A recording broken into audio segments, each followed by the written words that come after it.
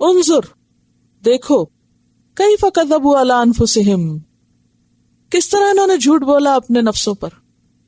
اللہ تعالیٰ ان کے اس عمل کو انہی کے خلاف ثابت کر رہے ہیں کہ ان کا یہ جھوٹ اب انہی کے خلاف جانے والا ہے. بالکل اسی طرح جیسے اس بچے کا جھوٹ جس نے غلط کام کیا اور جس کے غلط کام کو نوٹس بھی کیا گیا ہو اور جس کے پروفز بھی موجود ہوں، جب وہ انکار کرتا ہے تو پھر نتیجہ کیا نکلتا ہے اس کے جھوٹ کا، اس کے ساتھ کیا معاملہ کیا جاتا ہے.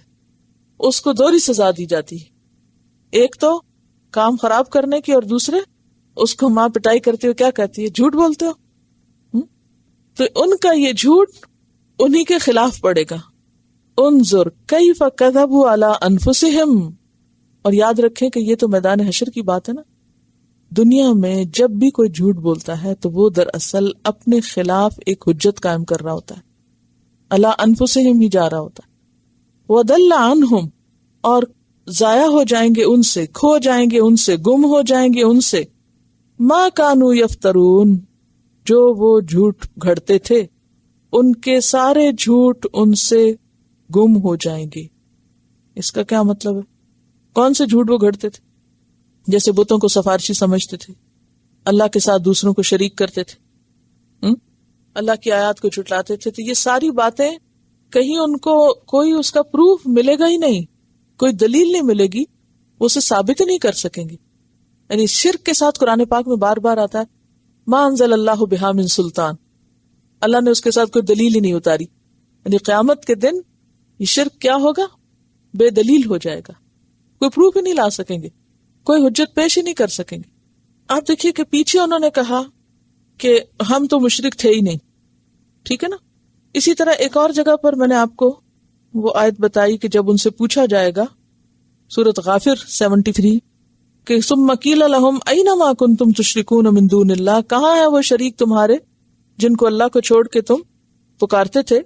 قالوا ضلوا عنا، وہاں کہیں گے وہ تو ہم سے گم ہو گئے، اور یہاں کہیں گے ہم تو شرک کرتے ہی نہیں تھے.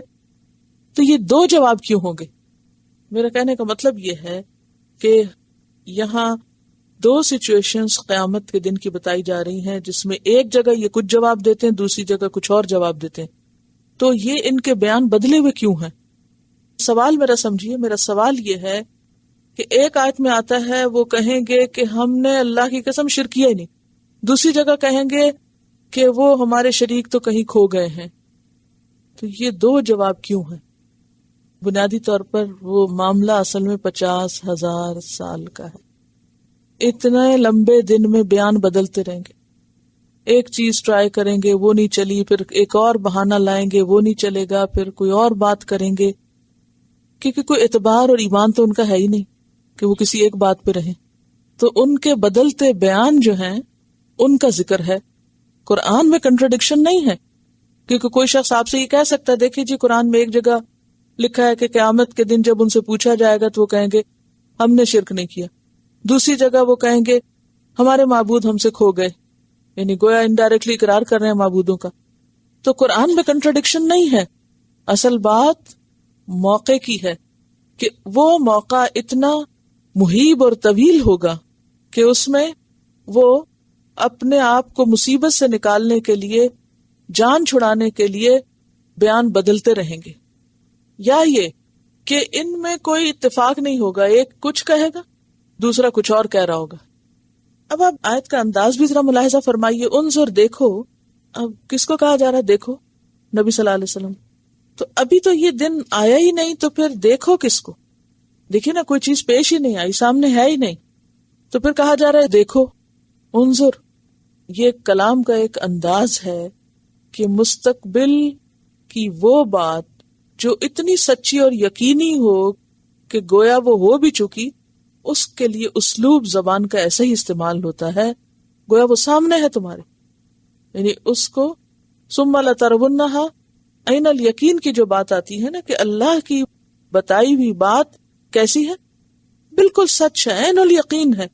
وہ جو آئندہ ہوگا اس کو اتنا سچا سمجھو کہ گویا وہ ہو چکا. کیف کذبوا ماضی کا صیغہ ہے نا، ہو چکا، جھوٹ بول دیا انہوں نے. اور وضل عنہم اور کھو گئے ان سے، کھو چکے. یعنی گویا ہو چکے، یقینی بات ہے، ایسا ہی ہوگا. یہ زبان کا ایک اسلوب ہے. ٹھیک ہے.